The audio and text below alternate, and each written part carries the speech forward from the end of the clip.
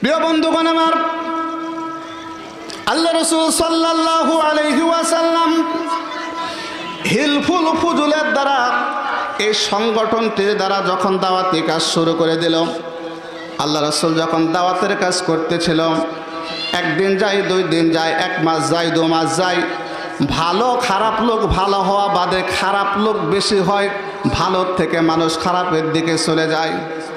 আল্লাহ রাব্বুল আলামিন এই দৃশ্যটি দেখার পরে আল্লাহ রাসূল সাল্লাল্লাহু আলাইহি ওয়াসাল্লামের উপর কোরআনুল কারীমের একটা আয়াত নাজিল করলেন, ওয়া আনযির আশীরাতাকাল আকরাবিন।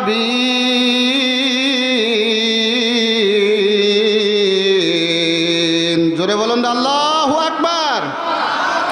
প্রিয় ভাইরা আমার, আল্লাহ রাব্বুল আলামিন যখন দেখলেন সমাজের ভালো ভালো লোকগুলো খারাপ হয়ে যাচ্ছিল, এমন সময় আল্লাহ রাব্বুল আলামিন আল্লাহ রাসূলকে ডাক দিয়ে বললেন, নবী হে, আপনার একক প্রচেষ্টায় কখনো মানুষ হেদায়েতের পথে আসবে না। আপনি যদি আপনার প্রচেষ্টার সাথে আপনি যদি একটা জিনিস নেন, যার নাম হলো কোরআন, কোরআন নামক জিনিস নিয়ে আর আপনার প্রচেষ্টা যদি একত্রিত করে আপনি যদি মানুষের নিকট দাওয়াত দেন, তাহলে মানুষ খারাপ লোকগুলো অবশ্যই অবশ্যই ভালো হয়ে যাবে। একটু আওয়াজ দিয়ে বলা যাবে কি সুবহানাল্লাহ? আপনার একক প্রচেষ্টায় মানুষ হেদায়েতের পথে আসবে না।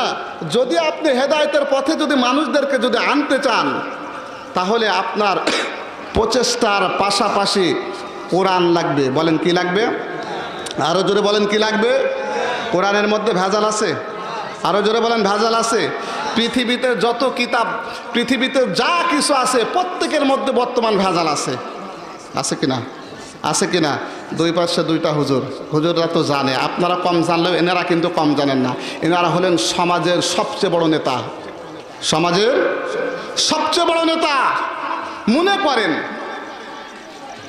বুখারী শরীফ আছে, আপনারা তো জানেন, বুখারী শরীফ চিনেন না? চিনেন। বুখারী শরীফের উপরে লেখা থাকে সহিহ বুখারী। কি লেখা থাকে?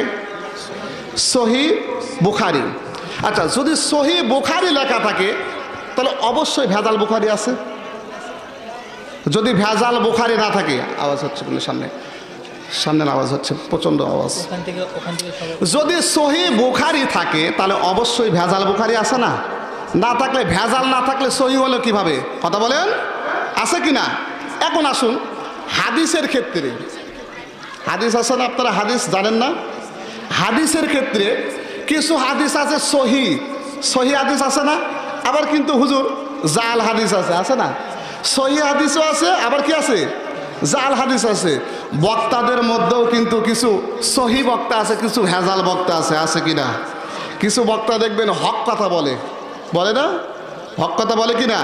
আবার কিছু বক্তা দেখবেন ভয়ে, জেলে যাওয়ার ভয়ে, মানুষের হুমকির ভয়ে, মানুষের দাপটার ভয়ে, ক্ষমতার ভয়ে, বসাল বাঁচানোর লক্ষ্যে ও সহি কথা বলতে চায় না। ও বলে লা ইলাহা ইল্লাল্লাহ, যা হবার হোক, আমি মসজিদের কোণে বসে থাকবো, নামাজ পড়বো আর বাইরে শুয়ে থাকবো। এরকম বক্তা আছে কিনা? তাহলে ভালো বক্তাও আছে, ভেজাল বক্তাও আছে। আবার দেখবেন বর্তমান সমাজে খাদ্যের মধ্যেও ভেজাল আছে। আছে কিনা? আমরা আগের জামানায় দেখছি যে সরিষার তেল বাজার থেকে আনলে সরিষার তেল ভালো থাকে আর নারকেলের তেল জমা যায়, যায় কিনা? আগে কি চুলার ভিতরে আপনারা বোতল দিয়ে আগুনে সেকে নারকেলের তেল আপনারা গরম করেন নাই? আল্লাহ আল্লাহ, এখন কি অবস্থা জানেন? এখন ওমা আল্লাহ, এখন দেখি বাজার থেকে সরিষার তেল কিনে নিয়ে আসলে সরিষার তেল জমাট বেঁধে থাকে আর নারকেলের তেল একবারে খোলা থাকে, তাই কিনা? তেলের মধ্যেও কি আছে? ভেজাল আছে। সম্মানিত উপস্থিতি, খাদ্যের মধ্যে ভেজাল, বক্তার মধ্যে ভেজাল, আপনার বুখারীর মধ্যে ভেজাল, হাদিসের মধ্যে ভেজাল। পৃথিবীতে সমস্ত কিতাবের মধ্যে, পৃথিবীতে সমস্ত জিনিসের মধ্যে ভেজাল থাকতে পারে, শুধুমাত্র একটা জিনিসের মধ্যে ভেজাল নাই। সেই জিনিসটা হলো আমার এবং আপনার রাসূলের উপর নাজিলকৃত কোরআন। একবার আওয়াজ দিয়ে বলুন তো, কথা ঠিক কিনা? কোরআনের মধ্যে কোনো ভেজাল? কোনোদিন আপনারা শুনছেন যে সহিহ কোরআন আর ভেজাল কোরআন? তাহলে বোঝা গেল কোরআনের মধ্যে কোনো ভেজাল আল্লাহ রাব্বুল আলামিন ডাক দিয়ে বললেন, নবী আপনার একক প্রচেষ্টায় মানুষ হেদায়েতের পথে আসবে না, আপনার প্রচেষ্টার সাথে যুক্ত করুন আল কোরআন। সকলেই বলুন আলহামদুলিল্লাহ। প্রিয় ভাইরা আমার, আল্লাহ রাব্বুল আলামিন এই ঘোষণা দেওয়ার সাথে সাথে আল্লাহ রাসূল সাল্লাল্লাহু আলাইহি ওয়াসাল্লাম কোরআনকে সাথে নিয়ে দাওয়াতি কাজ শুরু করলেন। আল্লাহ রাব্বুল আলামিন কোরআনুল কারীমের আয়াত নাযিল করলেন, ওয়া আনজির আশিরাতাকাল আকরাবিন। হে নবী, আপনি আগে সর্বপ্রথম আপনার পরিবার, আপনার আত্মীয় স্বজনকে দাওয়াত দেন। একটু জোরে বলুন না আল্লাহু আকবার। আমার বন্ধুগণ, আল্লাহ রাব্বুল আলামিন যখন রাসূলকে ডাক দিয়ে বললেন, রাসূল হয়ে আপনি সর্বপ্রথম কোরআনুল কারীমের সঙ্গে আপনার প্রচেষ্টা একত্রিত করে দূরের মানুষদেরকে আগে দাওয়াত দেওয়ার প্রয়োজন নাই। আপনার ঘরে, আপনার পরিবারে, আপনার আত্মীয় স্বজন, আপনার বংশের লোক, আপনার শ্বশুরের বংশের লোক, আপনার স্ত্রীর বংশের লোক, আপনার নিজস্ব বংশের লোক, এই লোকগুলোকে একত্রিত করে সর্বপ্রথম আপনি কোরআনের দাওয়াত দেন। একটু আওয়াজ দিয়ে বলুন তো আল্লাহু আকবার। আল্লাহ রাসূল সাল্লাল্লাহু আলাইহি ওয়াসাল্লাম আল্লাহ রাব্বুল আলামিনের যখন আদেশ পাইলেন, সঙ্গে সঙ্গে মক্কার যত লোক ছিল, তার যত আত্মীয় স্বজন ছিল, সকল আত্মীয় স্বজনকে একত্রিত করে নিল। সকল আত্মীয় স্বজনকে একত্রিত করে নেওয়ার পর আল্লাহ রাসূল সাল্লাল্লাহু আলাইহি সাল্লাম পাহাড়ের উপর দাঁড়ালেন। আল্লাহ রাসূল যখন পাহাড়ের উপর দাঁড়ালেন, পাহাড়ের উপর থেকে আল্লাহ রাসূল তার মক্কার সকল লোকদেরকে বলা শুরু করলো, মক্কার লোকেরা রে, আমি মুহাম্মদ বিন আব্দুল্লাহ, আমি যদি তোমাদেরকে বলি এই পাহাড়ের পাদদেশে শত্রুরা তোমাদেরকে আক্রমণ করার জন্য গোপনীয়তা নিয়ে আসে, তোমরা আমার কথা কি বিশ্বাস করবা না? ওরা বলতেছে অবশ্যই বিশ্বাস করব, কারণ মক্কার জমিনে আপনার মতো বিশ্বাসী লোক আর কেউ, আল্লাহ রাসূলের মতো সত্যবাদী লোক কেউ আছে? আমানতদারি, আমার আপনার মতো সুর বাটপার, আমানতের খেয়ানতদারি নয়। আল্লাহ রাসূল বললেন, এই পাহাড়ের অপর প্রান্তে শত্রুরা লুকায় আছে, তোমাদের উপর আক্রমণ করবে। আমি এই কথাটি বললাম, তোমরা কি বিশ্বাস করবা না করবা না? ওরা বলল যে আমরা একেবারে বিশ্বাস করব, কারণ আপনি কখনো মিথ্যা কথা বলেন। আমার বন্ধুগণ, আমার বাবাজিরা, গভীর মনোযোগ।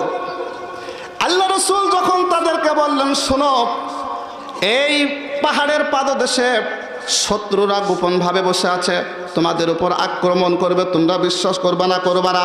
ওরা বলল বিশ্বাস করব। আল্লাহ রাসূল বলল, তোমরা যদি আমাকে এতটাই বিশ্বাসে মনে করো রে, তাহলে আমি বললাম তোমরা এই মুহূর্তে থেকে আমার সঙ্গে তেলাওয়াত করো, আশহাদু আল্লা ইলাহা ইল্লাল্লাহু ওয়া আশহাদু আন্না মুহাম্মাদান আবদুহু ওয়া রাসূলুহু। একটু আওয়াজ দিয়ে বলুন আল্লাহু আকবার। যে আল্লাহ রাসূল ডাক দিয়ে বলা শুরু করেছেন, হে মক্কার লোকেরা, এই মুহূর্ত থেকে তোমরা সাক্ষ্য দেওয়া শুরু করো, আল্লাহ ছাড়া কোনো বিধানদাতা, আল্লাহ ছাড়া কোনো রিজিকদাতা, আল্লাহ ছাড়া কোনো সৃষ্টিকর্তা, আল্লাহ ছাড়া আসমান জমিনের মালিক কেউ হতে পারে না। এই সাক্ষ্যর পাশাপাশি আমি মুহাম্মদ বিন আব্দুল্লাহ, আজকে থেকে তোমরা সাক্ষ্য দাও আমি হলাম আল্লাহর পক্ষ থেকে একজন নবী এবং রাসূল। বলার সাথে সাথে পাশে ছিল আবু লাহাব আর আবু জেহেল। আবু জেহেল দাঁড়ায় বলতেছে, আবু লাহাব, তোমার ভাতিজা তুমি সামলাও, আমি আবু জেহেল চলে গেলাম। আবু জেহেল কিন্তু আল্লাহ রাসূলের আপন চাচা। এই যে হুজুরেরা আছে, বুঝেন, আমরা কিন্তু অনেকে ওয়াজ করি যে আবু জেহেল হলো আল্লাহ রাসূলের চাচা, কিন্তু আসলে আপন চাচা। আল্লাহ রাসূলের চাচার মধ্যে কি আব্দুল্লাহ, তারপরে আমির হামজা, এরপরে আবু তালিব, আব্বাস রাদিয়াল্লাহু তাআলা, এরা হলো রাসূলের আপন চাচা। আর আবু জেহেল হলো প্রতিবেশী চাচা। আবু জেহেল কি বুঝতেছেন? আমার কথা বুঝতেছেন? আলোচনা বোঝা যায়? বলেন তো আজকে আলোচনার মূল বিষয় বলেন কি? সূরা লাহাব, আবু লাহাব না, সূরা লাহাব। আমার বন্ধুগণ, গভীর মনোযোগ। এইবারে যখন আল্লাহ রাসূল যখন দাওয়াত শুরু করলেন, এক পাশ থেকে আবু জেহেল দাঁড়িয়ে আবু লাহাবকে বলল, আবু লাহাব, তোমার ভাতিজা তুমি সামলাও, আমি আবু জেহেল চলে গেলাম। এবার আবু লাহাব দাঁড়ায় বলতেছে, আব্দুল্লাহর বেটা মোহাম্মদ, এই মুহূর্ত থেকে তোমার ওয়াজ বন্ধ করো। কি বন্ধ করো? ওয়াজ বন্ধ করো। মোহাম্মদ বিন আব্দুল্লাহ, তুমি যে দাওয়াত দিচ্ছ এই দাওয়াত আর আমি মক্কার জমিনে চলতে দেব না। আবুল আহাব ঘোষণা দিল, আমি আবুল আহাব এই পর্যন্ত ঘোষণা দিলাম, আমার দেহের ভিতর প্রাণ থাকা পর্যন্ত মক্কার জমিনে তোমার কোরআনের তাফসীর আমি প্রচার করতে দেব না। একটু আওয়াজ দিয়ে বলা যাবে কি নাউজুবিল্লাহ? সুতরাং যেই আবু জেহেল ওই সময় মক্কার জমিনে আল্লাহর কোরআনকে বন্ধ করে দিতে চেয়েছিল, আজকেও আমাদের দেশে কোরআনের তাফসীর বন্ধ করার লোক আছে কিনা? জোরে বলেন আছে কিনা? যদি থেকে থাকে, ওই সময়ের আবুল আহাব চেয়েছিল আল্লাহর কোরআনের বাণী মানুষের নিকট পৌঁছতে দেবে না। আজকেও ওই আবুল আহাবের উত্তরসূরি, আবু জেহেলের উত্তরসূরি আমার আপনার মধ্যে আছে, যারা আজকেও কোরআন বন্ধ করে দেওয়ার জন্য যারা অর্থ প্রয়োগ করে, যারা শ্রম প্রয়োগ করে, আজকে থেকে আমাদের বুঝে নিতে হবে ওরা হলো আবু জেহেল, আবুল আহাবের উত্তরসূরি। কথা বলেন ঠিক কিনা? এখনো অনেক লোক আছে যারা কোরআন প্রচার করে দিতে চায় না, তাফসীর মাহফিল করতে দিতে চায় না, আছে কিনা? আমার বন্ধুগণ গভীর মনোযোগ।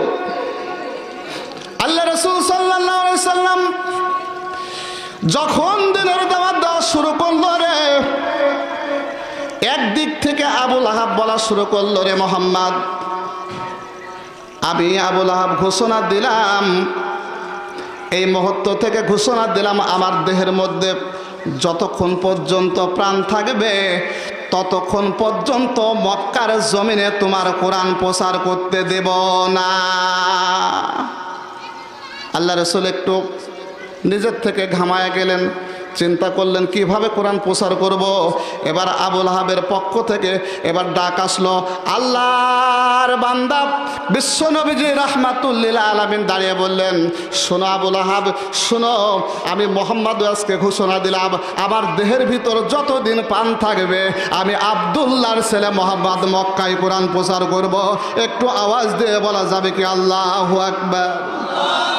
আমার বন্ধুগণ গভীর মনোযোগ। এই দেখে আবুল আহাব কাফের মানুষ, ও একটু স্থিরতা লাভ করল। কিছুক্ষণ পর আবুল আহাব দাঁড়িয়ে বলা শুরু করলো, মোহাম্মদ বিন আব্দুল্লাহ, তুমি যদি মক্কায় কোরআনের তাফসীর করতে চাও, আমার আছে কিন্তু 3টা মন্ত্রিত্ব পদ। একটু আওয়াজ দিয়ে বলা যাবে কি আবুল আহাবের মন্ত্রিত্ব পদ কয়টি? আরো জোরে বলতে হবে, কয়টি? জোরে বলেন, আরো জোরে। 3টা মন্ত্রিত্ব পদ, একটা হলো স্বরাষ্ট্রমন্ত্রী, আর একটা হলো অর্থমন্ত্রী, আর একটা হলো আইনমন্ত্রী। 3টা মন্ত্রিত্ব পদ আবুল আহাবের। যখন আবুল আহাবের 3টা মন্ত্রিত্ব পদ, ক্ষমতা কম না বেশি? আমার মেম্বারের যে ক্ষমতা, কথা কম, মেম্বার ক্ষমতা কম কিনা? আরে বাড়ির কাছে মেম্বার, তার ক্ষমতা দেখলে মনে করেন যে ও চেয়ারম্যানের বড় ভাই, তাই কিনা? আর মন্ত্রিত্ব পদ যদি 3টা থাকে, ক্ষমতা কম হবে না বেশি হবে? আরো জোরে বলেন। আমার বন্ধুগণ গভীর মনোযোগ। আবুল আহাবের ছিল 3টা মন্ত্রিত্ব পদ, আর আবু জেহেল যেহেতু অর্থমন্ত্রী, আবু জেহেলের অর্থ খাতে কমপক্ষে ছিল 7 কোটি টাকা। একটু আওয়াজ দিয়ে বলেন, কয় কোটি? জোরে বলেন, আরো জোরে। জোর হলো না। 7 কোটি টাকার মালিক আবুল আহাব। এবার আবুল আহাব দাঁড়ায় বলতেছে, মোহাম্মদ বিন আব্দুল্লাহ, তোমার কোরআন বন্ধ করে দেওয়ার জন্য আমার অর্থ খাত থেকে যদি 7 কোটি টাকা ব্যয় করতে হয়, আমি আবুল আহাব 7 কোটি টাকা ব্যয় করব, তারপরও মক্কার জমিনে তোমার কোরআনের কোনো প্রচার করতে আমি দেব না।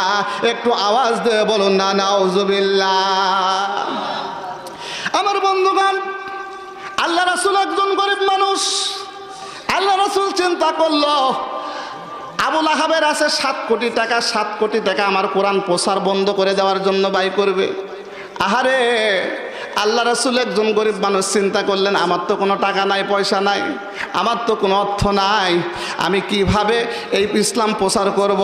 ও যদি টাকা খরচ করে বন্ধ করে দিতে চাই, আমি একজন গরিব মানুষ, আমি কিভাবে মক্কার জমিনে কোরআন প্রচার করব? সঙ্গে সঙ্গে পাশে ছিল আবু বকর। দৌড় করে, তখনও পর্যন্ত আবু বকর ইসলাম ধর্ম গ্রহণ করে নাই, হুট করে দাঁড়িয়ে আবু বকর বলতেছে, ইয়া রাসূলুল্লাহ চিন্তা নাই। আল্লাহু আকবার বলেন। আবু বকর বলতেছে, ইয়া রাসূলুল্লাহ আপনি চিন্তা করতেছেন কেন? আমি আবু বকর এখনো বেঁচে আছি, তখন পর্যন্ত ইসলাম ধর্ম গ্রহণ করে নাই। আল্লাহ রাসূল ছোট থেকেই আবু বকরের সাথে চলাফেরা করতেন। আবু বকর বন্ধু ছিল। বিশাল আওয়াজ হয় সাইড থেকে। এই বাচ্চারা তোমরা কথা বলো না, যাও চলে যাও। গভীর মনোযোগ, একটু খেয়াল করেন। আবু বকর এখনো ইসলাম ধর্ম গ্রহণ করে নাই, কিন্তু আল্লাহ রাসূল যেহেতু বন্ধু মানুষ, পাশে থেকে বন্ধুর ক্ষতি কোনো বন্ধু দেখতে পারে না। আর একটা কথা ভালো করে খেয়াল করবেন, গভীর মনোযোগ খেয়াল করেন। একজন ব্যক্তি সম্পর্কে সবচেয়ে বেশি তিনজন ব্যক্তি সবচেয়ে বেশি জানে। কয়জন মানুষ? একটা আওয়াজ দিয়ে বলেন, জোরে বলেন। তিনজন মানুষ খুব গভীরভাবে জানে। এক নাম্বার হলো তার মা। এক নম্বর তার মা। আমার আপনার সম্পর্কে পৃথিবীর কেউ না জানলেও একজন জানে, তিনি কে? বিদেশ আছে মা, বিদেশ আছে ছেলে, মা আছে দেশে। বিদেশে সন্তানের কি সমস্যা হচ্ছে, কখন রোগ হচ্ছে, কখন অসুখ হচ্ছে, পৃথিবীর কেউ না জানলেও একজন জানে, তিনি কে? আমার বন্ধুগণ গভীর মনোযোগ। বিদেশের মাটিতে ছেলে সন্তান আছে। পৃথিবীর কোনো মানুষ যদি ছেলে সন্তানের খোঁজ না পায়, ছেলে অসুস্থ অবস্থায় পড়ে আছে, দুনিয়ার কেউ না জানলে একজন ব্যক্তি জানে, তার নাম কি? কারণ সন্তানের সাথে মার আত্মার সম্পর্ক। কথা বলেন ঠিক কিনা? আরো জোরে বলেন ঠিক কিনা? আমার বন্ধুগণ, আমি জামালপুর ময়মনসিংহ থেকে দাওরা হাদিস শেষ করেছি। ওই এলাকায় আমি ছিলাম। হঠাৎ করে জুমার দিনে আমি জুমার নামাজ পড়াবো বলে রেডি হচ্ছি। হঠাৎ করে আমার হঠাৎ করে অসুখ হওয়ার কারণে আমি মসজিদের মধ্যে ফোন দিলাম, ভাইজান আজকে আমি যাওয়ার জন্য বাইরে হয়েছে, কিন্তু বাইরে হতে পারবো না। মুসল্লিরা জিজ্ঞাসা করলো, হুজুর কি কারণে আপনি আসবেন না গো? আমি বললাম, আমি বাইর হওয়ার জন্য গোসল করতেছিলাম, কিন্তু হঠাৎ করে আমার অসুস্থতা।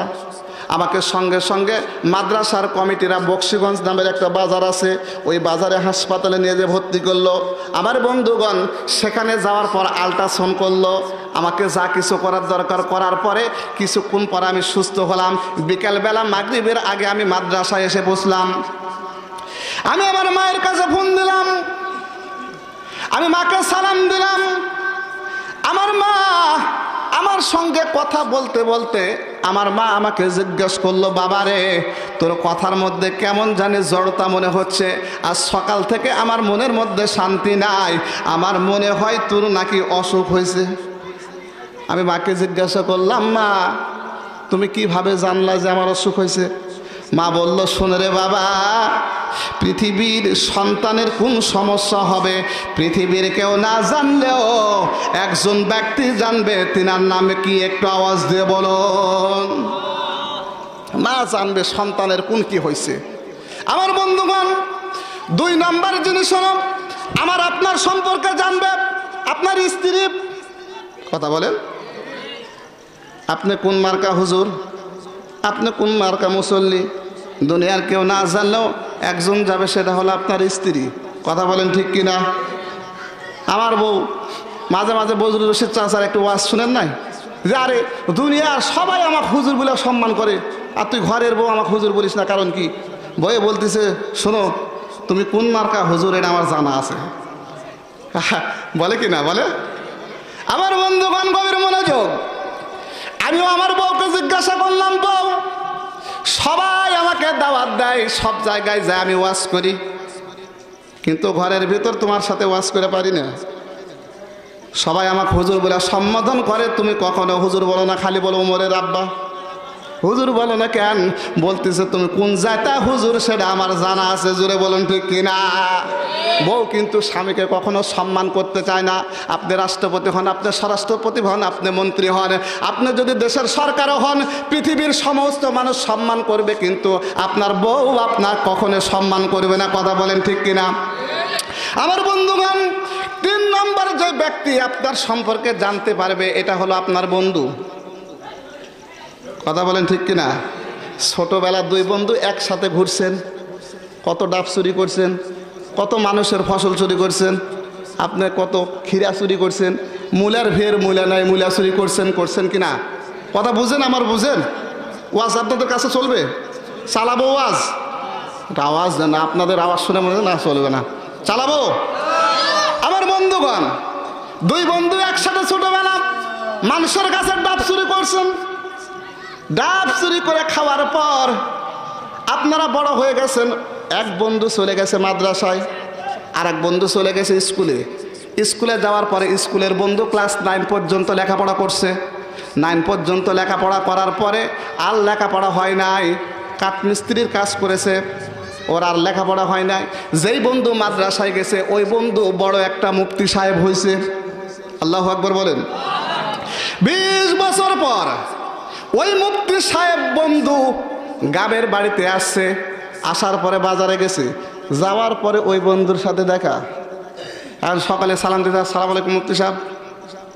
সকালে সালাম দিল, আপনার বন্ধু ডাক দিচ্ছে, কিরে ডাবসুরা?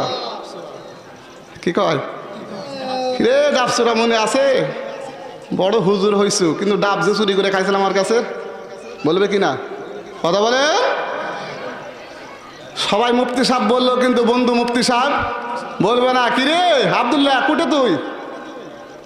বলে কিনা? বলে কিনা? বুঝাইতে চাইছিলাম, ছোট্টবেলা থেকে মোহাম্মদ আর আবু বকর একসাথে ছিল। আবু বকর জানতো আমার বন্ধু কিরকম, আমার বন্ধুর চরিত্র কেমন, আমার বন্ধুর চলাফেরা কেমন, আমার বন্ধু মানুষের সাথে চলাফেরা কিভাবে করে। এখনো পর্যন্ত আবু বকর ইসলাম ধর্ম গ্রহণ করে নাই, তারপরেও মোহাম্মদকে সবচেয়ে বেশি ভালোবাসতো।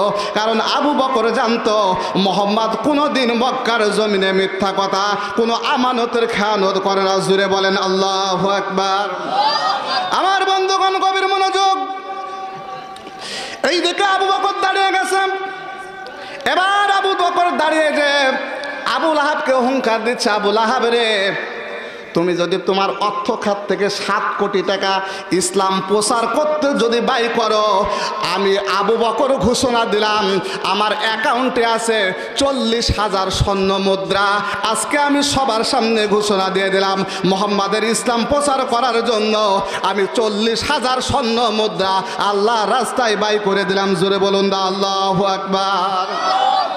সুতরাং যারা আল্লাহর কোরআন প্রচার করার জন্য, যে সকল ভাইরা আল্লাহর কোরআন প্রচার করার জন্য অর্থ দিয়ে, শ্রম দিয়ে, মাথার ব্রেন দিয়ে খরচ করে যারা আল্লাহর কোরআনকে আল্লাহর জমিনে প্রতিষ্ঠিত করতে চায়, এই সকল বন্ধুরা আক্রোশ হাসরে কিয়ামতের ময়দানে আবু বকরের সাথে জান্নাতের মধ্যে প্রবেশ করে। জোরে বলুন না আল্লাহু আকবার।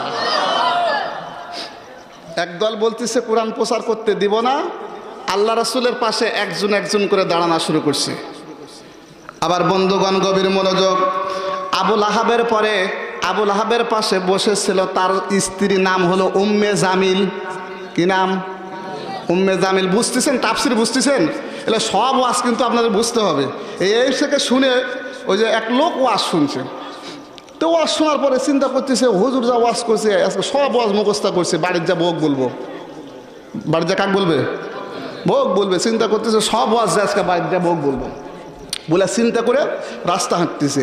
যাবার লাগা দেখে সামনে দাঁড়ি, খাল। ও এখন চিন্তা করতেছে, আরে দাঁড়ি পার হবো কিভাবে?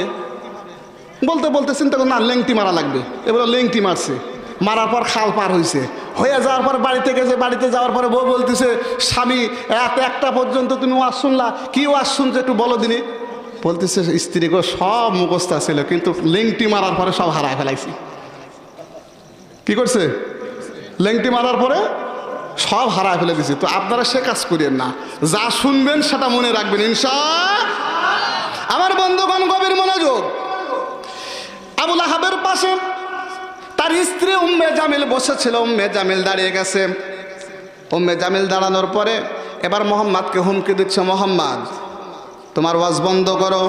আমি উম্মে জামিল, আমার স্বামীর 3টা মন্ত্রিত্ব পদ আছে, আমার স্বামীর অর্থ খাতে 7 কোটি টাকা আছে। এই অর্থ খাতের 7 কোটি টাকা আর মন্ত্রিত্ব পদ দেয়া তোমার যদি কোরআন প্রচার বন্ধ না করতে পারে, আমি উম্মে জামিল, আমার গলায় আছে একটা সোনার হার, এই সোনার হারের দাম হলো 3 কোটি টাকা। কয় কোটি? একটু আওয়াজ দিয়ে বলেন, আরো জোরে। জোর হলো না? 3 কোটি টাকার হার আমার গলার মধ্যে। মন্ত্রীর বউ হার একটা দামি থাকবে, কি বলেন? আমার আপনার বউ হলে কীভাবে হাত থাকে? আমার মেম্বার চটি নেতা ফেতার যে অবস্থা, তাই কি না? আজ থেকে 5 বছর আগে আমাদের এলাকার চটি নেতার কোনো দাম ছিল না, আর এখন খেয়াল করে দেখবেন ওর মতো সম্পদ এলাকার মধ্যে কারো নাই। কথা বলেন ঠিক কিনা? আমার বন্ধুগণ গভীর মনোযোগ। উম্মে জামিল দাঁড়িয়ে গেছেন। উম্মে জামিল দাঁড়ানোর পর এবার আল্লাহর রাসূলকে সাক্ষ্য দিয়ে আল্লাহ রাসূলকে এবার হাতের আঙ্গুল তুলে বলতেছে, মোহাম্মদ বিন আব্দুল্লাহ, তোমার ওয়াজ বন্ধ করতে হবে। মক্কার জমিনে তোমার ওয়াজ আমরা করতে দেব না। কারণ হলো তোমার ওয়াজ বন্ধ করার জন্য আমার স্বামীর 3টা মন্ত্রিত্ব পদ, আমার স্বামীর 7 কোটি টাকা, এই 7 কোটি টাকা দিয়ে আর মন্ত্রিত্ব পদ দিয়ে তোমার ওয়াজ যদি বন্ধ না হয়, তাহলে আমি উম্মে জামিলা ঘোষণা দিলাম আমার গলার মধ্যে আছে 3 কোটি টাকার হার। এই 3 কোটি টাকার হার আমার স্বামীর টাকার সাথে যুক্ত করব, তারপরও মক্কার জমিনে তোমার কোরআন প্রচার করতে দেব না। একটু আওয়াজ দিয়ে বলুন না নাউজুবিল্লাহ। আমার স্বামীর 7 কোটি টাকা আর আমার 3 কোটি, তাহলে কয় কোটি হলো? 10 কোটি টাকাও যদি প্রয়োজন হয় তাও তোমার কোরআন প্রচার করতে দিব। এরকম আজরাইল মার্কা বউ আছে কিনা? জোরে বলেন। ওই উম্মে জামিল আর আমার বইয়ের মধ্যে পার্থক্য নেই, কি কন? খালি ঈদ আসা দেখুক, পকেটের টাকা থাক আর না থাক, 3 পিস থাকবে। কথা কয় না, কথা কয় না। বারে এটা কি বাস্তব কথা না? আপনার পকেটে টাকা থাক আর না থাক, খালি ঈদ আসার সাথে সাথে 3 পিসের বায়না আর লিস্ট করে রাখছে, এই যে এই জিনিস লাগবে। খালি যদি আপনি না দিতে পারেন, রাতের বেলা বালুস কয়টা? কতক্ষণ? বউ আর সারা রাত আপনার দিকে তাকাবে? বউ আছে, বউয়ের মনে আপনি আছেন, আপনার মধ্যে আপনি যতই পিছনে মনে করেন, আপনার পিছনে সাইড যতই আপনি এইভাবে গুতা মারেন, বউ কিন্তু তাকাবে না, বলবে যারা আগে যাও, লিস্ট পূরণ হয়নি। কথা বলেন ঠিক কিনা? কথা বুঝতেছেন আপনারা? আমার বন্ধুগণ গভীর মনোযোগ। উম্মে জামিল যখন দাঁড়িয়ে গেছে, উম্মে জামিল যখন আবু লাহাবের সাথে একসাথে একত্রিত হয়েছে, আল্লাহ রাসূল চিন্তা করলো, বাবা 7 কোটি টাকার সাথে আরো 3 কোটি টাকা যুক্ত।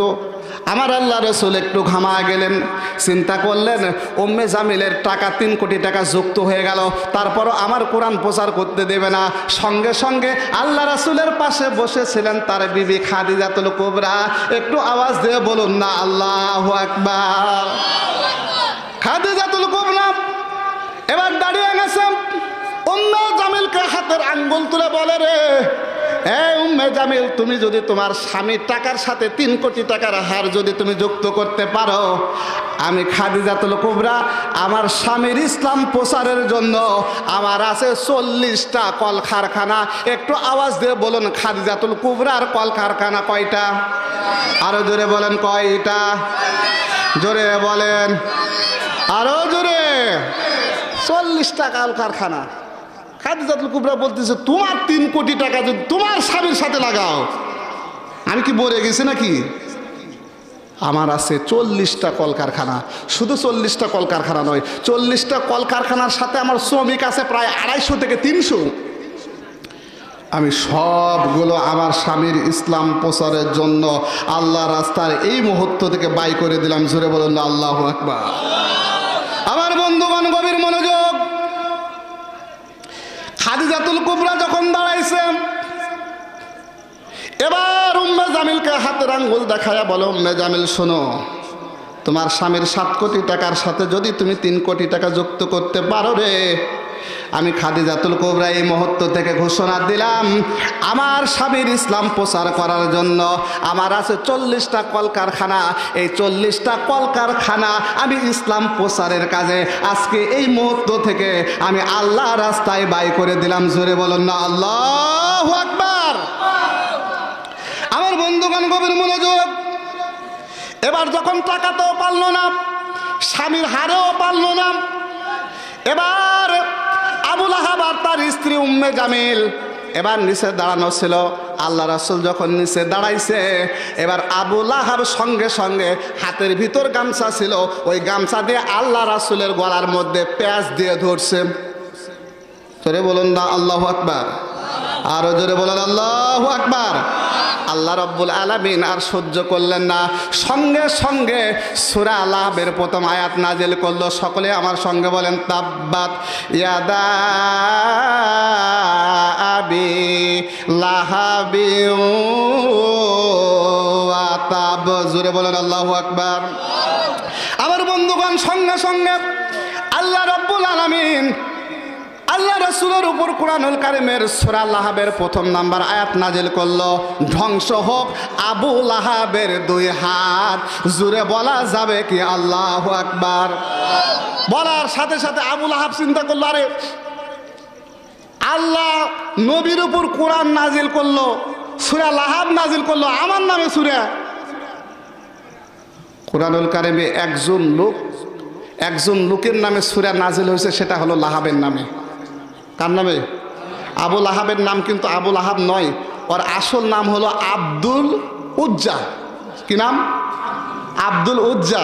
কিন্তু আল্লাহ রাব্বুল আলামিন আবু লাহাব বললেন এ কারণেই, কারণ তার চেহারাটা মক্কার জমিনে আল্লাহ রাসূলের পরে সবচাইতে সুন্দর চেহারার মানুষ ছিল আবু লাহাব।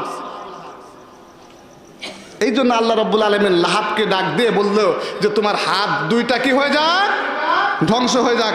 বলুন, মানুষের হাত কয়টা থাকে? জোরে বলেন, কয়টা হাত? আবু লাহাবের 3 হাত। জোরে বলেন, কয় হাত?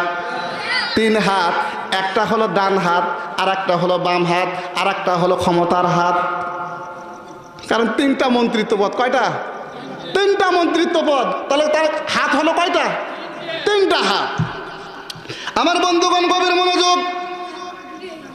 এবার যখন টাকার দিকেও আবুল আহাব পারল না, ক্ষমতার জোরেও আবুল আহাব পারল না, আবুল আহাবের স্ত্রী যখন টাকাও একত্রিত করতে পারল না, তারপরে আল্লাহ রাসূলকে ধরে মারা শুরু করছে। মারার পর উম্মে জামিলকে সাথে দিয়ে আল্লাহ রাসূল ওখানকার আল্লাহ রাসূলকে রেখে আবুল আহাব তার স্ত্রী উম্মে জামিলকে দিয়ে বাড়িতে গেছে। বাড়িতে যায় স্বামী স্ত্রী মিটিং বসাইছে। মুহাম্মাদের কোরআন বন্ধ করতে হবে, যেইভাবে হোক মুহাম্মাদের কোরআন বন্ধ করতে হবে। আবুল আহাবের স্ত্রী আবার পরামর্শ দিচ্ছেন, কারণ শয়তানের বউ শয়তানি হয়। কথা বলেন, আপনি যদি আজরাইল মার্কা হন, আপনার বউ কিন্তু কিরামান কাতিবিন, তাই কিনা? আপনি যদি ভালো হন, আপনার বউ ভালো হবে। আপনি যদি খারাপ হন, আপনার বউ আজরাইল মার্কা হবে। আমার বন্ধুগণ, এবার উম্মে জামিল আবুল আহাবকে এবার পরামর্শ দিচ্ছে, শুনো, আমাদের 3টা সন্তান। কয়টা সন্তান? একটু আওয়াজ দিয়ে বলেন। আরো জোরে বলতে হবে, কয়টা সন্তান? একটার নাম হলো উতবা। কি নাম? আর একটার নাম হলো উতাইবা। তৃতীয়টার নাম হলো মাতোয়াব। বড়টার নাম হলো উতবা, মেজোটার নাম হলো উতাইবা, ছোটটার নাম হলো মাতোয়াব। এবার উম্মে জামিল পরামর্শ দিচ্ছে, শোনো, আমাদের তো এমন চিন্তা করার দরকার নাই। মুহাম্মদকে যখন আমরা সরাসরি হিট করলাম, এই হিটে যদি আমরা পরাজয় বরণ করি কোনো সমস্যা নাই, কারণ আমাদের বড় 2টা সন্তানের সাথে আল্লাহ রাসূলের 2টা মেয়ের বিয়ে হয়েছে। যেহেতু আমরা ক্ষমতার দিকে পারি নাই, টাকার দিকে পারি নাই, এই মুহূর্তে আমাদের কাজ হলো আল্লাহ রাসূলের 2টা মেয়েকে আমরা আমাদের সন্তান দিয়ে নির্যাতিত করে তালাক দিয়ে দিব। কি করবে? আল্লাহ রাসূলের 2টা মেয়ের সাথে আবুল আহাবের বড় 2টা উতবা আর উতাইবার বিবাহ হয়েছিল। এবার উতবা আর উতাইবাকে আবুল আহাব আর উম্মে জামিল ডাকলাম, উতবা আর উতাইবা, আমাদের কাছ কাছে বসো, শুনো। মক্কার জমিনে আল্লাহ রসুল কোরআন প্রচার করতে চায়, আল্লাহ রসুল কোরআনটা মানুষের নিকট প্রচার করতে চায়। আল্লাহ রসুলের কোরআন যদি মক্কার জমিনে প্রচার হয়ে যায় রে, তাহলে আমার এই ক্ষমতা, অবৈধ ক্ষমতার চেয়ার আর থাকবে না। সুতরাং আল্লাহ রসুলের কোরআনকে বন্ধ করতে হবে। এই বন্ধ করার জন্য উতবা উতাইবা তোমরা দুইজনে আল্লাহ রসুলের দুইটা মেয়েকে তালাক দিয়ে দিবা। কথা কি বুঝতেছেন? এবার আবুল আহাবের বাড়ি আল্লাহ রসুলের বাড়ি এক জায়গায়, কাছাকাছি বাড়ি। চাচার কথা কয় না, চাচার ভাতিজা, আপন দুজন লোক, এরকম কাছাকাছি বাড়ি, মসজিদ আর প্যান্ডেল। আমার বন্ধুগণ, আবুল আহাব উম্মে জামিল দুইজনে একত্রিত হয়ে উতবার উতাইবাকে সঙ্গে নিয়ে, দুই বৌমাকে সাথে নিয়ে এবার আল্লাহ রসুলকে ডাক দিছে, হে মোহাম্মদ বিন আব্দুল্লাহ, তুমি যদি মক্কার জমিনে কোরআন বন্ধ না করো, তাহলে এই মুহূর্ত থেকে আমার দুইটা সন্তান, তোমার দুইটা মেয়েকে তালাক দিয়ে দিবে। আমার বন্ধুগণ গভীর মনোযোগ, আমরা বাপ মানুষ, আমরা কিন্তু দুনিয়ার সব জায়গায় শক্তিশালীও হলে সন্তানের কাছে কিন্তু আমরা দুর্বল। গভীর মনোযোগ, সন্তান মেয়ের বিয়ে হবে, বড় একটা মেয়ের বিয়ে দেবেন, ওই দিন খেয়াল করে দেখবেন দুনিয়ার সমস্ত মহিলারা একবার দুইবার তিনবার খায়, কিন্তু বিয়ে বাড়িতে একজন লোক খায় না। তিনি কে? একটু আওয়াজ দিয়ে বলেন তো, মা একটু আওয়াজ দিয়ে বলেন না। এই আপনারা বিয়ে করেন নাই? করছেন? আপনারা মেয়ের বিয়ে দেন নাই? তো কথা বলেন না কেন? আমি যা করব কুরআন হাদিস পাশাপাশি বাস্তবিক দিক, এই তিনটা বিষয় নিয়ে আমি আলোচনা করব ইনশাআল্লাহ। আমার বন্ধুগণ গভীর মনোযোগ, আপনার মেয়েকে যখন আপনি বিয়ে দিয়েছেন, ভালো করে লক্ষ্য করবেন রে বাবা, দেখবেন সকল মহিলারা কিন্তু খানা খাইছে, একবার খাইছে, দুইবার খাইছে, তিনবার খাইছে, কিন্তু একজন মহিলা আছে, এই মহিলাটা সারাদিন কান্দে, সারাদিন যখনই একটু উত পায় উতের কাছে যায় কাপড়টা সাইড করে দিয়ে একটু হু হু করে কান্দে, আবার লোকজন দেখলে দেখবেন চোখ মুছে আবার কাজ শুরু করে দেয়। এরকম একজন লোক একটু আওয়াজ দিয়ে বলেন তিনি কে? আরো জোরে বলেন তিনি কে? আমার বন্ধুগণ, যখন মেয়েকে যখন ঘর থেকে বের করে দিবেন, যখন একজন স্বামীর কাছে তার মেয়েকে পুষাইয়া দিবে রে, তখন গভীর মনোযোগ খেয়াল করে শোনেন, তখন খেয়াল করে দেখবেন মা কিন্তু জামাইকে কোনোদিন চিনে না, জামাইয়ের সাথে কোনোদিন কথা হয় নাই, জামাই চিনে না কোন জায়গার মানুষ, কোনোদিন কথা হয় নাই। এরকম একজন লোকের কাছে যাইয়া হাতটা ধরে মা এবার কাছে নিয়ে মেয়ের হাতটা একত্রিত এইভাবে করে দেবে, দেওয়ার পরে একটা ডাক দেবে, আব্বু। ডাক দেয় কিনা? বলবে, বাবা রে, তোমারে চিনি না, তোমারে জানি না, তোমারে কোনোদিন দেখি নাই, আজকে আমার মেয়েকে তোমার হাতের উপর তুলে দিলাম রে বাবা। বাবা রে, যত দূর শিক্ষাগত যোগ্যতা দেওয়ার দরকার আমরা দিছি, যতটুকু শেখানোর দরকার শিখাইছি, আজকে আমার মেয়েকে তোমার হাতে তুলে দিলাম, এই মুহূর্ত থেকে আমাদের আর কোনো দাবি থাকলো না।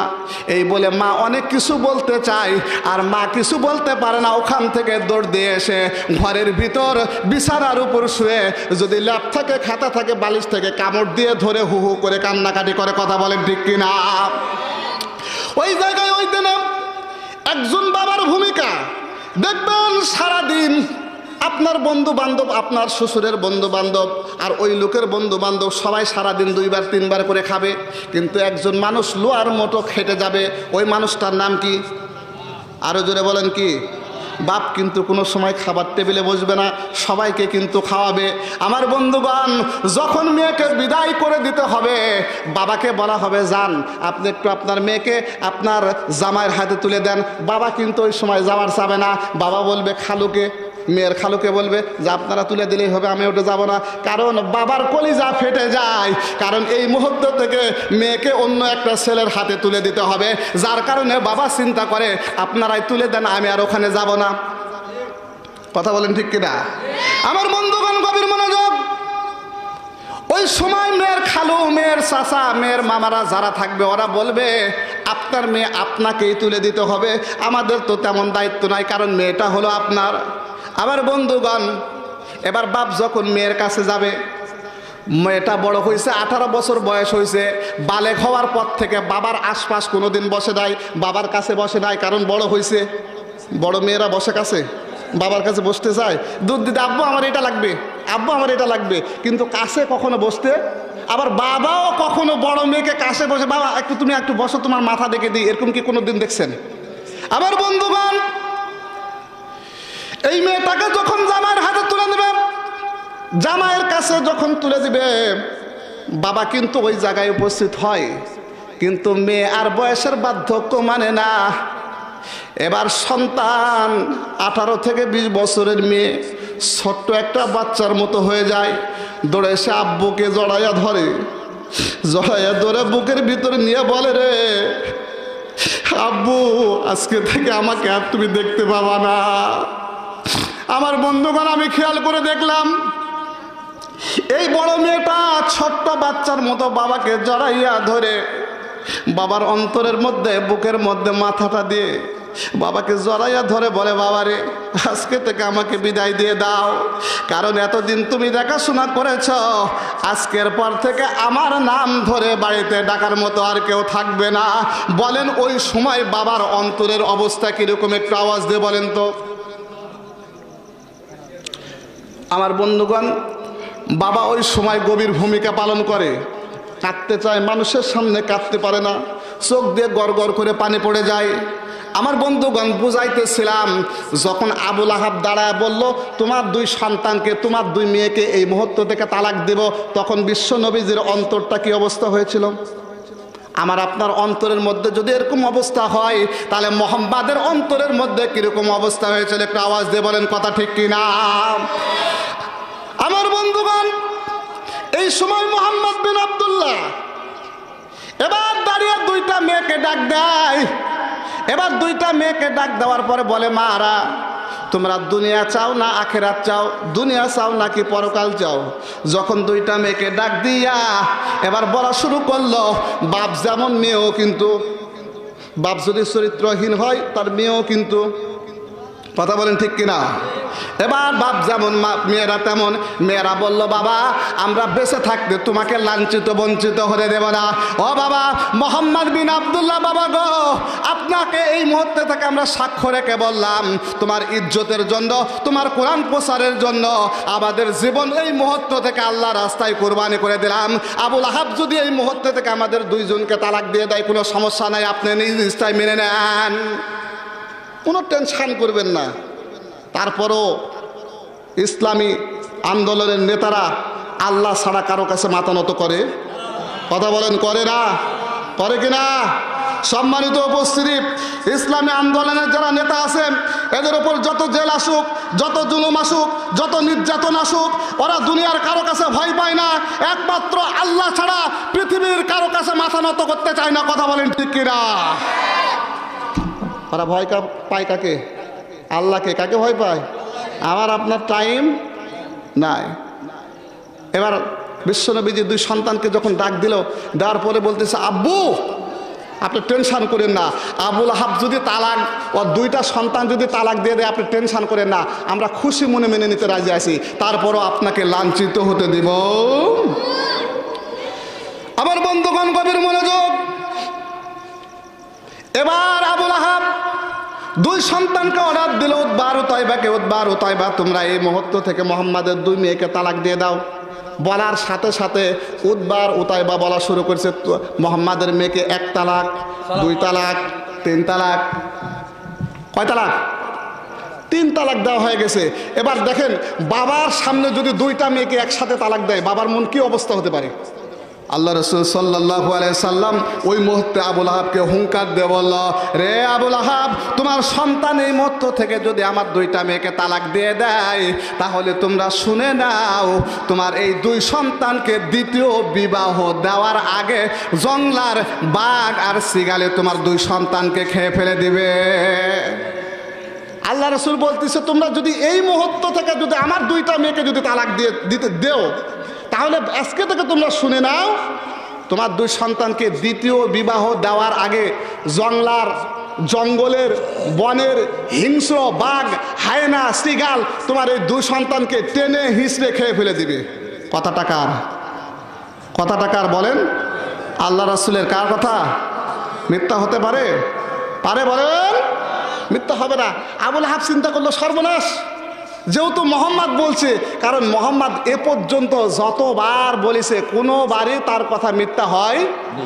এবার স্ত্রী আবুল আহাব আর তার স্ত্রী দুইজনে পরামর্শ করতেছে, যেহেতু মোহাম্মদ বিন আব্দুল্লাহ বলে দিয়েছে যে দ্বিতীয় বিবাহর আগে আমাদের সন্তানকে জংলার বাগে খাবে, বউ এবার পরামর্শ দিচ্ছে দ্বিতীয় বিয়ে করার আগে যেহেতু বলছে এই মুহূর্তে আমরা যে আমাদের দুই সন্তানকে বিবাহ দিয়ে দেব, বিয়ে দিলে তো আর কোনো কিছু খাওয়ার বুদ্ধি। আমার বন্ধুগণ গভীর মনোযোগ, এবার আবুল আহাব মক্কায় খবর দিয়েছেন, এ মক্কার সুন্দরী সুন্দর মহিলা, আমার দুইটা সন্তানকে বিবাহ দেব, কারণ আমার আছে 3টা মন্ত্রিত্ব পদ। কয়টা মন্ত্রিত্ব পদ? 3টা মন্ত্রিত্ব পদ। বলেন আমার আপনার মেয়ে যদি হয় আর যদি মন্ত্রীর ছেলে বিবাহের প্রস্তাব দেয়, দিবেন কিনা? কথা কন, দেয় না? এখন দেখতেছি টাকার জন্য মেয়েরা অনেক পাগল। স্বামী যদি বুড়াও হয় আর যদি স্বামীর টাকা থাকে, মেয়ের বয়স যদি 12 হয়, তারপরে বিয়ে হয়ে চলে যাচ্ছে। কথা বলেন ঠিক কিনা? বিশ্বাস করলেন না আপনারা? এই যে মোবাইলে আপনারা ফেসবুক ইন্টারনেটে দেখলে আপনারা খুঁজ পাবেন, কিছুদিন আগে দেখেছেন খন্দকার মুস্তাক আর 18 বছরের তিশা। আদায়টা মেন আমাদের আদায়টা শুরু করে দিলাম। খন্দকার মুস্তাক আর 18 বছরের তিশার প্রেম প্রীতি দেখলেন না? দেখেছেন আপনারা? কথা কয় না, দেখেছেন মোবাইলে? সেই খন্দকার মুস্তাকের বয়স হলো 60 বছর, আর এখানে তিশা নামের মেয়েটার বয়স হলো 17 বছর। শিক্ষক আর ছাত্রী, শিক্ষক আর ছাত্রী প্রেম করতে করতে এখন বিয়ে করে ফেলাইছে। নাউজুবিল্লাহ বলেন। কারণ আজকের দুনিয়ায় শিক্ষকের কাছেও আমাদের মেয়েরা নিরাপদ নয়। আজকের দুনিয়ায় শিক্ষকের কাছে আমাদের সন্তান নিরাপদ নয়। কারণ আপনারা আজকে দেখবেন, আজকের ঘটনা, আজকের দিনের ঘটনা পরীক্ষার হলে, কিসের হলে? পরীক্ষার হলে শহীদ এ মনসুর আলী মেডিকেল কলেজ হাসপাতালের আজকে ঘটনা। পরীক্ষার দিনে ছাত্র শিক্ষক তার ইন্টারভিউ নিচ্ছে, শিক্ষক ছাত্রের ইন্টারভিউ নিচ্ছে। কথোপকথন চলতে চলতে এক সময় শিক্ষক তার বন্দুক পকেটে ছিল, পকেট থেকে বন্দুক বের করে সঙ্গে সঙ্গে ছাত্রকে গুলি করছে। ছেলেটা গুলি লাগার পর সে পড়ে গেছে। যাওয়ার পরে সেখান থেকে হাসপাতালে ভর্তি করা হয়েছে। আর শিক্ষার্থী যারা ছিল সকলেই তাকে মারধর করে সঙ্গে সঙ্গে ডিবি পুলিশ উপস্থিত হয়েছে। তারা উপস্থিত হয়ে এই রায়হান শরীফ নামের এই শিক্ষককে তারা নিয়ে পরে ডিবি পুলিশ নিয়ে থানায় নিয়ে চলে গেছে। তাহলে বলেন আজকের শিক্ষকের কাছে আমাদের সন্তান নিরাপদ? আলোচনা চলবে? বলেন আলোচনা চলবে না আদায় শুরু করব? আমার বন্ধুগণ গভীর মনোযোগ, এবার যখন বলেছে তোমার দুই সন্তানকে দ্বিতীয় বিবাহ করার পূর্বে তোমার দুই সন্তানকে কুত্তা বিড়ালে বনের বাঘে, বনের জংলার বাঘ আর হিংস্র হায়নারা তাকে ছিঁড়ে ছিঁড়ে খাবে। এবার আবুল আহাব তার স্ত্রী দুইজনে পরামর্শ করে দ্বিতীয় বিয়ে দেওয়ার জন্য তারা মক্কার জমিনে ঘোষণা দিয়ে দিল, হ্যাঁ মক্কার বন্ধুরা, হ্যাঁ মক্কার সুন্দরী সুন্দরী নারীরা, আমার আছে 3টা মন্ত্রিত্ব পদ, আমার অর্থ খাতে আছে 7 কোটি টাকা, আমার স্ত্রীর গলায় আছে 3 কোটি টাকা দামের হার, আমার দুই সন্তানকে বিবাহ দেব। মক্কার বড় বড় পরিবারের সুন্দর সুন্দর মেয়েরা আসা লাইন ধরছে বিয়ে করার জন্য, কারণ বড় লোক। আমার বন্ধুগণ গভীর মনোযোগ, এই মহিলারা যখন আবুল আহাবের বাড়ির সামনে এসে যখন লাইন লাগছে, লাইন লাগার পরে এবার মহিলাদের মধ্য থেকে একটা মহিলা বলতেছিল, হে আবুল আহাব, আপনার সন্তান 2টা তো আগে বিয়ে করছিল, বউ চলে গেছে কি কারণে? বিয়ের আগে কি প্রশ্ন করবে না? আবুল আহাব বলতেছিল, শুনো, আমার 2 সন্তানকে মোহাম্মদের ছেলের সাথে বিয়ে দিয়েছিলাম, মেয়ের সাথে বিয়ে দিয়েছিলাম। 2টা মেয়ের আচার আচরণ ভালো না, এর কারণে 2টা মেয়েকে কিছুদিন পূর্বে আমরা তালাক দিয়ে দিয়েছি। মক্কার মেয়েরা বলল, মোহাম্মদের মেয়ের মতো ভালো মেয়ে, চরিত্রবান মেয়ে মক্কার জমিনে আর কেউ নাই, আর মোহাম্মদের মেয়ে তোমার ঘরে টিকতে পারে নাই, তাহলে আমরাও তোমার ঘরে টিকতে পারবো। মেয়েরা সবাই হুড় হুড় করে চলে গেছে। এবার আবুল আহাব আর তার স্ত্রী একত্রিতভাবে পরামর্শ করতে, সর্বনাশ, মক্কার মেয়েরা তো আমার ছেলেদেরকে বিয়ে করতে চায় না, পরামর্শ দাও। উম্মে জামিলা শয়তান একজন মহিলা। এই মহিলা শুধু মহিলা নয়, এই মহিলা আল্লাহ রাসূলের শুরু থেকে শেষ পর্যন্ত যতদিন বেঁচে ছিল আল্লাহ রাসূলের সাথে শত্রুতা করে গেছে। এবার স্বামী স্ত্রী পরামর্শ হচ্ছে, উম্মে জামিল আর আবু লাহাব পরামর্শ হচ্ছে। এবার উম্মে জামিল বলতেছে, মক্কার মেয়েরা তো আমার ছেলেকে বিয়ে করেন, তো কি হয়েছে, আমরা সিরিয়ায় যেয়ে খ্রিস্টান মেয়ের সাথে আমাদের ছেলেকে বিয়ে দেব। ঝগড়াটা নিয়ে আমাদের এলাকায় আছে না, আছে কি না? ও খালি ঝগড়া খুঁজে, কি খুঁজে? এখন ঘরের ভিতরে বলতেছে যে আমার চাউল আছে, আজকে তো তরকারি নাই, তো 1 কেজি চাউলের 2 কেজি লবণ দিয়ে আজকে রান্না করব। কি করবে? 1 কেজি চাউলের 2 কেজি লবণ দিয়ে রান্না করবে। পাশে একটা বসেছিল এক মহিলা, বলতেছে, কিরে আপা, 1 কেজি চাউলের 2 কেজি লবণ খাবার পারবি? ও বলতেছে যে আমি খাবার পারলে তোর কি? এই শুরু হয়ে গেল ঝগড়া। আমি খাবার পারলে তুই কি? এরকম মহিলা আছে কিনা?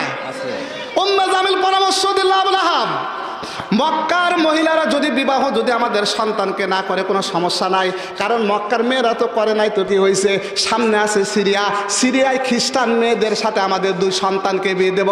একটু আওয়াজ দিয়ে বলুন, উম্মে জামিলের সন্তানদের বউ কি খ্রিস্টান? কি খ্রিস্টান? মন্ত্রীর বইয়ের, মন্ত্রীর সন্তানের স্ত্রী হলো আমাদের দেশে আছে না? হ্যাঁ, বলবো না, থাক, খুঁজে নিন। আমার বন্ধুগণ গভীর মনোযোগ খেয়াল করেন। এবার 2টা সন্তানকে বিবাহ দিবেন, উম্মে জামিল আর আবু লাহাব 2টা সন্তানকে একসাথে নিয়ে এবার সিরিয়ার পথে রওনা হবে। চিন্তা করলো, যেহেতু মোহাম্মদ বলছে জংলার বাঘে আর হরিণে, বাঘে আর সিগালে খাবে, এই জন্য মন্ত্রী মানুষ 600 অস্ত্র শস্ত্র বাহিনী নিয়ে, সামনে 300, পিছনে 300, মাঝখানে উম্মে জামিলের স্বামী আবু লাহাব আর সন্তান উতবা আর উতাইবা, এই 4 জনকে সামনে মাঝখানে রেখে সামনে 300 সৈন্য, পিছনে 300 সৈন্য, 600 সৈন্য নিয়ে এবার সিরিয়ার পথে অগ্রসর হয়েছে। আমার বন্ধুগণ গভীর মনোযোগ, সামান্য ওয়াজ করব, কারণ আমি দ্বিতীয় বক্তা, আদায়ের কিন্তু আমার প্রয়োজন। আমার বন্ধুগণ গভীর মনোযোগ, সামান্য সময়ের মধ্যে শেষ করব। এবার মক্কা থেকে যখন সিরিয়ায় যাই, মক্কা এবং সিরিয়ার মাঝখানে যখন গেছে, সকালবেলা বের হয়েছে, মাঝখানে যাওয়ার পর সন্ধ্যা হয়েছে। এবার আবু লাহাব সকল সৈন্যদের একত্রিত করে বলল, শুনো, আমাদের এখান থেকে যেতে যেতে আরও 1 দিন সময় লাগবে, যেহেতু সন্ধ্যা এখানে হয়েছে, আমরা এই জায়গায় তাঁবু গেলে আজকে রান্না করে আমরা এখানে খেয়ে ঘুমাবো, সকালবেলা হলে এখান থেকে রওনা দিয়ে আমরা চলে যাব। আবু লাহাব বলে, শুনো, যেহেতু আমরা মক্কা থেকে সিরিয়ায় যাব, মাঝপথে যেহেতু চলে আসছি, এই সময় রাতের বেলা রওনা দিলে আমাদের অনেক কষ্ট হবে, এই জন্য রাতের বেলা না যেয়ে এখানে আমরা তাঁবু গেড়ে রাতের খাবারটা খেয়ে আমরা ঘুমা যাই, সকালবেলা এখান থেকে রুটে আমরা আবার চলে যাব সিরিয়ার উদ্দেশ্যে। এমন সময় পাশ দিয়ে একটা লোক দৌড় মারছে। কি দৌড় মারছে বলেন? একজন মানুষ দৌড় মারছে। আবু লাহাব দেখতে পাইছে, ডাক দিছে, ভাই দৌড় মারেন কেন, একটু শুনে যান।